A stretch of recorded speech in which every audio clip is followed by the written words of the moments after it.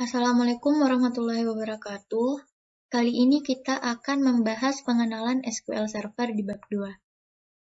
SQL itu singkatan atau kependekan dari struktur query language. Atau secara umumnya itu SQL Server adalah sebuah software yang digunakan untuk membuat database yang dapat diimplementasikan oleh klien. Di dalam SQL Server itu kita menggunakan tipe data. Tipe data yang digunakan itu untuk mendefinisikan suatu field atau kolom. Jenis-jenis tipe datanya pun bermacam-macam. Yang pertama, tipe data string. Tipe data string ini ada 3. Yang pertama itu char. Tipe data char ini adalah tipe data yang digunakan untuk menyimpan data string yang ukurannya tetap. Jangkauannya itu 0 sampai dengan 255 karakter. Yang kedua itu varchar. Tipe data ini adalah tipe data string yang berisi karakter dengan ukuran panjang yang tetap. Artinya, di tipe data ini, karakternya itu dibatasi. Itu maksimal 8.000 karakter. Terus yang ketiga itu teks. Tipe data ini adalah tipe data string yang berisi karakter dengan ukuran panjang yang tidak tetap. Artinya, tipe data ini karakternya itu bebas, panjangnya bebas, tidak ada batasan. Nah, selanjutnya tipe data numerik. Tipe data numerik itu ada 3. Yang pertama itu integer atau int. Tipe data ini adalah tipe data yang terdiri dari nilai bulat atau tidak mengandung nilai pecahan. Yang kedua itu float. Tipe data yang isinya itu angka yang terdiri bilangan pecahan. Nah, artinya di dalam tipe data ini itu berisi angka. Yang angkanya itu bilangan pecahan. Nah, untuk yang terakhir itu real. Nah, real ini adalah tipe data yang terdiri dari bilangan pecahan atau desimal. Atau bisa dibilang tipe data ini hanya terdiri bilangan pecahan atau desimal saja. Nah, untuk tipe data yang ketiga itu, jenis tipe data yang ketiga itu ada tipe data date dan time. Nah, tipe data date dan time ini ada 4. Yang pertama itu date time, itu isinya tanggal dan waktu dari 1 Januari 1753 sampai 31 Desember 9999 dengan akurasi milidetiknya itu sampai 3,3 milidetik. Nah, selanjutnya itu tipe data date. Date itu isinya menyimpan tanggal. Tanggal saja dari 1 Januari 1753 sampai dengan 31 Desember 9999. Tipe data selanjutnya itu time. Nah, tipe data ini isinya itu menyimpan waktu. Digunakan untuk menyimpan waktu dengan jangkauan dari yang waktunya itu min sampai positif. Maksudnya itu dari misalnya jamnya itu min 838,59 menit 59 detik sampai dengan yang positifnya 838 jam 59 menit 59 detik. Nah, yang terakhir itu year. Nah, tipe data ini digunakan untuk menyimpan data tahun dari tanggal antara 1901 sampai dengan 2155. Nah, kita masuk di cara membuka SQL Server. Nah, caranya itu pertama kita open SQL Server Management Studio, kita buka aplikasinya, terus akan ada tampilan seperti ini. Nah, ketika ada tampilan seperti ini, kita memilih menu Connect. Nah, setelah itu akan muncul tampilan seperti ini. Nah, kalau kita mau membuat lembar kerja, kita pilih New Query yang ada di bagian atas. Kita langsung saja mempraktekkan, atau kita membuka SQL Server itu. Nah, Seperti yang tadi saya katakan, ketika ada tampilan seperti ini, kita memilih menu connect. Nah, setelah kita pilih menu connect, akan muncul seperti ini. Dan ketika kita mau membuat lembar kerja baru, kita bisa memilih menu New Query. Kita klik New Query, tampilannya akan seperti ini. Nah, lanjut lagi, kita akan mengimplementasikan Data Definition Language. Nah, sebelum mengimplementasikan, kita harus tahu dulu DDL itu apa. DDL itu digunakan untuk memanipulasi. Artinya itu kita bisa membuat, mengubah, dan menghapus struktur objek dari database. Nah, kita langsung saja, ini ada create. Nah, perintah SQL create ini bisa digunakan untuk membuat database dan membuat tabel. Nah, kalau kita mau membuat database, struktur query-nya tuh seperti ini. Create database, nama database. Nah, kita langsung saja membuat database-nya. Kita langsung copy aja di sini. Terus kita masuk di SQL-nya itu.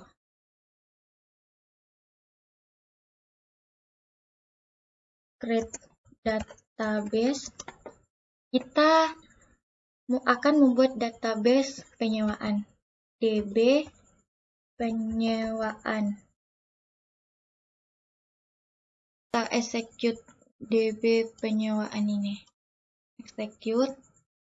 Nah, ketika ada kalimat seperti ini, complete sukses, berarti database yang kita buat itu sudah bisa digunakan.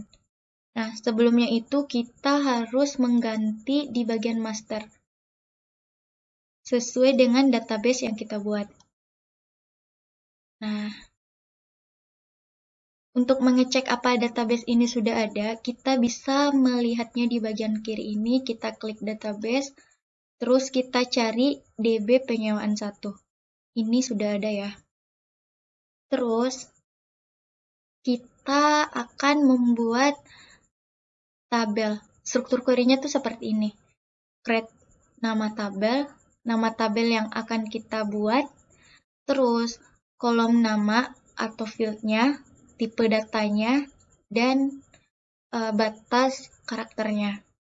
Contoh query-nya itu seperti ini. Nah, kita akan membuat tabel ID karyawan. Kita copy saja. Kita coba di SQL dengan database yang sudah kita buat tadi. Nah, di sini itu kita membuat tabel karyawan dengan field ID karyawan, tipe data varchar dengan batas karakter 10 itu ditandai dengan primary key. Not null itu artinya tidak kosong. Terus, field yang kedua kita isi dengan nama karyawan dengan tipe data varchar dengan batas karakter 30 karakter. Terus kita kasih field lagi alamat, tipe data varchar, dan batas karakter 30. Dan terakhir, field yang terakhir itu nomor telepon, tipe data varchar, isinya batas karakternya itu 12. Nah, seperti yang tadi saya bilang, untuk mengexecute, kita harus blok dulu. Kita execute. Nah, ini artinya sudah sukses ya. Tabel yang kita buat itu sudah bisa digunakan. Untuk mengecek apakah tabelnya sudah ada, kita bisa cek di database. Di database penyewaan, kita bisa cek di database penyewaan 1 di tabel. Nah, tabel yang sudah kita buat itu sudah ada ya. Ini, DBO tabel ID karyawan. Terus, selanjutnya itu kita masuk di alter. Nah, alter itu sendiri digunakan untuk memodifikasi elemen-elemen pada tabel itu sendiri. Nah, di alter itu ada menambah field baru, menghapus field pada tabel, mengubah nama tabel, mengubah nama field, dan mengubah nilai field. Nah, yang pertama itu kita coba yang menambah field baru. Nah, struktur query-nya tuh seperti ini. Alter tabel, nama tabel yang sudah kita buat tadi, add field baru. Add ini artinya menambahkan field baru. Field baru itu misalnya kita mau buat field kelamin. Query-nya tuh seperti ini. Kita copy. Kita coba di database yang sudah kita buat. Nah, kita blok, execute. Ini udah sukses ya. Untuk mengecek apakah field kelamin ini sudah ada di tabel yang sudah kita buat, kita bisa melihatnya di database di samping. Seperti ini, kita pilih kolom. Nah, ini sudah ditambahkan kelamin. Dari yang cuma ID karyawan, nama karyawan, alamat, nomor telepon. Sekarang udah ada tambahan kelamin. Terus, kita masuk di menghapus field. Struktur query-nya itu seperti ini. Alter, nama tabel, drop kolom, field target. Artinya, ini nama tabel yang sudah kita buat akan menghapus field yang akan kita hapus. Struktur query-nya tuh seperti ini, dan query-nya itu seperti ini. Kita bisa copy. Setelah itu kita coba di SQL-nya. Nah, tadi kan kita menambahkan field kelamin. Sekarang field kelamin itu kita mau hapus. Nah, kita blok, execute. Nah, ini sudah sukses. Kalau kita mau mengecek apakah field kelamin ini sudah terhapus, kita bisa lakukan cara ini. Kita klik kanan, terus kita pilih refresh. Setelah itu kita cek lagi, apakah field kelamin udah kehapus apa belum. Nah, ternyata field kelamin udah kehapus. Sudah tidak ada lagi di tabel yang sudah kita buat. Selanjutnya, kita masuk di mengubah nama tabel. Nah, mengubah nama tabel ini struktur query-nya seperti ini. Exec, rename, nama tabel, dan nama tabel baru. Seperti ini contoh query-nya. Experiment. Ini nama tabel di awal yang kita buat. Tabel ID karyawan. Kita ubah menjadi tabel karyawan. Kita coba di SQL-nya.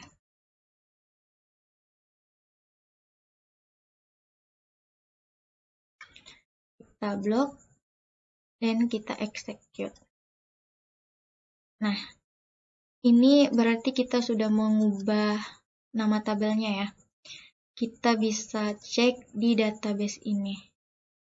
Kita klik kanan lagi, kita refresh, dan kita cek tabel.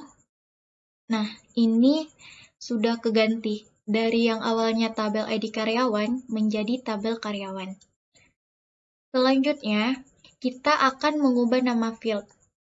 Untuk mengubah nama field, pada tabel itu digunakan query seperti ini. Struktur query-nya seperti ini. Exec, experiment, rename, nama tabel, nama field baru.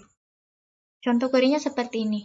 Ini exec, experiment, rename, nama field-nya itu nama karyawan. Nama karyawan ini nggak ada spasinya. Spasi di SQL itu kita pakai underscore ya. Nah, kita mengubahnya menjadi nama underscore karyawan. Kita copy. Kita coba di SQL-nya. Nah, kita blok ini dulu. Terus execute. Nah, kita akan melihatnya apakah ada perubahan pada nama fieldnya itu. Kita bisa klik kanan, refresh. Nah, nama fieldnya itu udah keubah. Dari yang awalnya tuh nama karyawan gak pakai underscore, sekarang nama karyawan pakai underscore. Selanjutnya, kita akan masuk di mengubah tipe data field. Struktur query-nya itu seperti ini.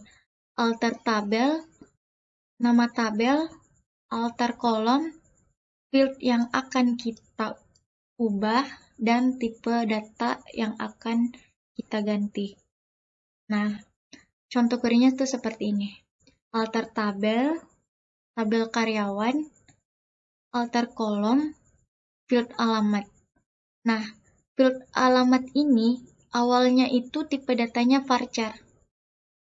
Nah, kita akan ubah tipe datanya itu menjadi teks. Nah, kita blok dulu, terus di-execute. Ini udah sukses.